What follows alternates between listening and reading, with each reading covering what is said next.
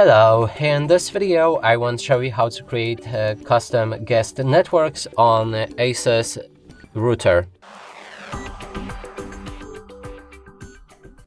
And to do this, first we'll need to click on the settings inside ASUS app, then navigate to the Wi-Fi settings, enter wireless settings, guest network, then click on this plus button, and you'll be able to create three different networks. There's 2.4G, 5.1G and 5.2G.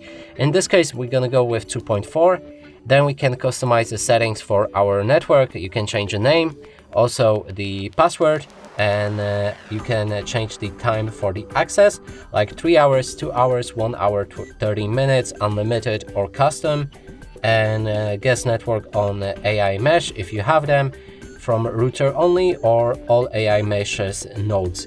Let's click on OK, and change guest network settings will temporarily interrupt wireless network. Do you want to continue? That means it will disable the router or probably reset it for a few seconds, so let's do that.